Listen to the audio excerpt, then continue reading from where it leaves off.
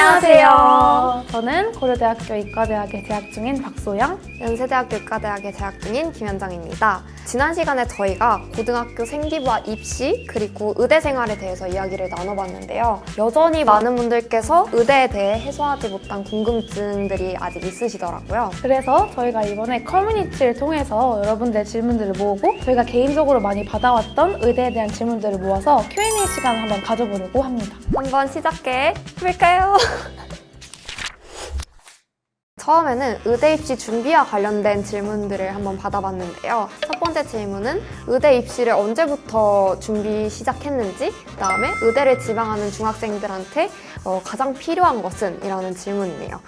너는 어떻게 생각해? 본격적으로 의사를 하는 꿈만을 가지고 노력을 했던 것은 고등학교 2학년 때부터였고, 의대를 가기 위한 노력을 언제부터 했냐, 공부를 언제부터 했냐라고 물어본다면 정말 중학교 때부터 아마 연정이도 그랬을 것 같은데 아주 열심히 공부를 했었습니다. 국어나 영어와 같은 부분들은 반짝해서 드는 과목이 아니라서 그때부터 베이스를 이렇게 늘려나가고 좀 다져나가는 게 되게 큰 도움이 됐던 것 같아요. 나 같은 경우에는 영어는 고1, 2, 모의고 4 풀 정도로 했고, 수학 같은 경우에는 고1 거를 그래도 좀 열심히 해놓은 정도? 나는 중학교 때 국어 능력 인증 시험이라는 게 있다는 걸 알았는데 그거를 준비를 하면서 그때 전체적으로 뭔가 독해 능력이나 문법이나 이런 게 되게 많이 늘었던 것 같아. 그 다음 두 번째 질문은 근데 이 질문이 은근히 많았던 게 의대 준비 시 과탐은 어떻게 신청하나요? 과탐 선택 과목 비율이 어떻게 되나요? 였습니다. 일단 나는 생원이랑 지원을 선택을 했고, 내신이라면 무조건 생명이랑 화학이 2과목이 있다면 그 듣는 게 좋을 것 같아.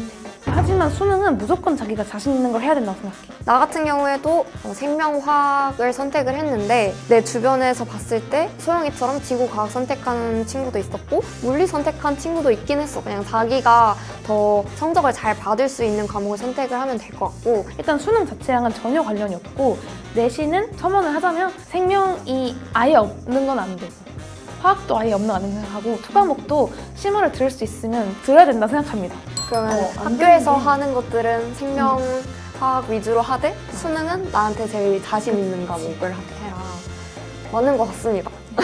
그 다음은 이제 세특과 관련된 질문인데, 의대 지망하려면 어떤 과목 세특이 제일 중요할까요? 어떤 과목에 세특을 쓰느냐가 중요한 게 아니고 그 세특을 본인의 진로와 어떻게 연관을 짓고 얼마나 관심이 있고 그런 거를 보여주는 용도로 쓰는 게 중요하다고 생각을 하고, 내가 뭐 내신에서 이 과목을 잘 못 봤다 라고 했을 때 세특이 그걸 보완할 수 있는 경로가 될 수 있다? 그런 점으로 생각을 할 수 있을 것 같아요. 일단 나도 여기에는 너무 공감을 하고, 나도 실제로 이렇게 했었고, 너도 이제 느껴서 알겠지만 의대에는 정말 과거에서도 잘한다고 하는 친구들도 오고 막 그런 친구들 오니까 걔네들은 되게 많은 걸 깊이 준비를 했었잖아. 그러니까 우리도 거기까지는 당연히 못 따라갈 수 있지만 이과 과목에서는 내용도 당연히 중요하고 나 관심 할 수 있어. 있도록 관심 있어. 그러니까 다 읽지 않아도 보일 수 있도록 준비를 해가는 건 되게 중요한 거. 그러니까 많은 분들이 유치한학수나 메디컬 쪽이면 한 논문을 파야 되는 거 아니냐라고 많이들 궁금해 하실 텐데, 그렇지 않았다고 해서 단점이 되거나 하진 않나 생각합니다. 오히려 그 진로가 좀 구체화되는 과정이라든지 왜 이렇게 바뀌었는지에 대해서 잘 설명할 수 있으면은 그게 오히려 더 차별점이 될 수 있다고 생각해서 그런 것 때문에 진로를 막 고민하시거나 시간을 할애하실 필요는 없을 것 같아요. 다만 또 너무 늦으면 안 되긴 하죠. 이미 다 완성했는데 마지막에 이렇게 하는 것만 진로만은 아니면 서로 바꿔 약간 그치. 이런 느낌은 안 되겠지만 네. 그리고 진로가 바뀌는 거는 너무 자연스러운 일이니까 생기부에 이렇게 적혀 있다 자체에 너무 연연해 하지는 않아도 된다고 꼭 얘기를 해주고 싶습니다. 그리고 다음은 의대 내신과 관련된 질문인데, 지방 일반고 내신 1점 후반대가 종합으로 도전 가능한지, 아니면 고등학교 1학년 1학기 2점 되면 수시 의대 불가능한지 등등 정말 질문이 많았는데 사실 우리가 입시 전문가도 아니고 가능합니다, 불가능합니다 이렇게 확언을 해줄 수는 없을 것 같고, 그냥 다만 우리 주변의 사람들은 보통 이렇다더라 정도로 한번 얘기를 해줘 보려고 합니다. 고려대 의대는 혹시 어땠죠? 지방 일반고에서는 솔직히 전교 1등이 아닌 친구들은 못 봤던 것 같고, 이름만 들으면 아는 자사고나 그냥 일반고 수준도 전교 3등 안에는 무조건 들었던 것 같고, 과고, 영재교 이런 데서도 막 거기를 졸업했다는 이유만으로 의대를 갈 수 있는 게 아니더라고요. 거기서도 잘해야 올 수 있는 거더라고요. 그럼 연대의대는 어떠신가요? 네, 연대의대 같은 경우에는 보통 전교 1등이 1.0을 찍고 이렇게 오는 경우가 좀 꽤나 많이 있었던 것 같고 특목 자사고 같은 경우에는 1.2 내로 들어갔던 것 같은데 근데 전교 등수가 한 7, 8등인데 온 경우도 있었고 그게 물론 일반적인 건 아니긴 했지만 그런 경우도 있었다 라는 거 말해주고 싶어요. 그러면 입시 준비와 관련된 질문은 여기까지로 하고 다음은 의대 생활과 관련된 그런 질문들을 좀 다뤄보려고 해. 일단 연대의대는 가장 특징적인 점이 페논페 제도로 성적을 산출해. 그래서 학업적인 부담이 좀 월등하게 좀 적은 것 같아. 페논페라는 게 뭐냐면 말 그대로 패스, 논패스 제도라는 건데 그냥 특정 기준만 넘기면 된다라고 생각을 하면 되는 거지. 이 얘기를 처음 들었을 때 정말 엄청난 배신감과 정말 분노와 억울함이 많이 진짜 부럽지? 너무 부러워 진짜. 너는 저희는 어떻게 나눠? 그냥 A뿔 A, B뿔 B. 똑같아 그냥? 그냥 똑같이 학점이 학점으로 다 나와. 너무 스트레스야. 그래서 나는 이게 다 똑같은 줄 알았는데 감사하면서 아니더라고. 그래서 의대 생활에 대한 질문으로 다시 넘어가 보면은 의대생 하루 스케줄이 어떻게 되나요? 였는데 수업 듣고 뭐 이렇게 하다 보면은 또 저녁 시간이 돼. 저녁을 먹고 나서 그때부터 나는 공부를 해. 완전 여행성. 난 밤에 집중이 잘 돼. 내가 진짜 고등학교 때 이렇게 해본 적이 없는데 한 하루에 14시간? 한 그 정도 하고 나면 아침이 되잖아? 그러면은 이제 또 기숙사 들어와가지고 수업을 켜. 또 그게 계속 반복되는 거야. 너는 어때?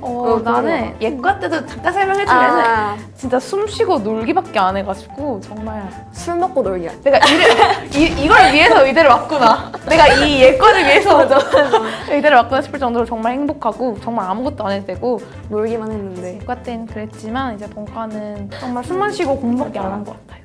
다음 질문은 수험생 때 의대 생활에 대한 로망과 현실에 어떤 차이가 있나요? 라는 질문인데 그냥 이럴 거라고 생각을 했던 게 카페 가서 친구들이랑 논문 보고 공부할 때도 되게 막 깔끔하게 차려입고 약간 대학생들이 다 그런 줄 알았어. 근데 일단 예과 때는 술 먹느라 그게 안 됐고 본과 때는 공부하느라 그게 안 되더라고. 모자 뒤집어 쓰고 그냥 맨날 스터디 카페 다니고 이러는 게 그냥 일상인 것 같아.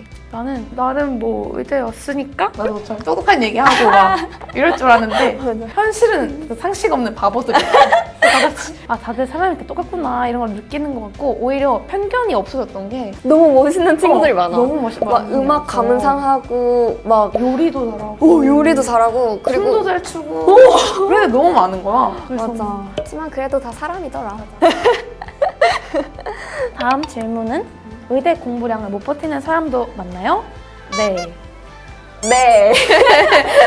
그러면은 의대 공부량이 너가 느끼기에는 어느 정도인 것 같아? 이렇게까지 해야 되나? 이렇게까지 해야 되나? 근데 이렇게까지 해야 되는 거 맞는 것 같은데 이 기간 안에 이걸 다 우겨서 넣어야 된다는 게 너무 신기한 거. 약간 의대 오기 전에 그런 얘기가 있었어. 생투 배우는 그 교과서 한 권을 하루 이틀? 하루 이틀 안에 다 배운다. 근데 맞는 것 같긴 해. 근데 그거를 우리가 다 흡수를 하지 못할 뿐인 것 같아. 교수님은 실패하셨죠? 실패하셨습니다. 네, 그럼 마지막 질문 해주세요. 연정 씨, 의대 내에서 상위권을 하려면 어떻게 해야 될까요?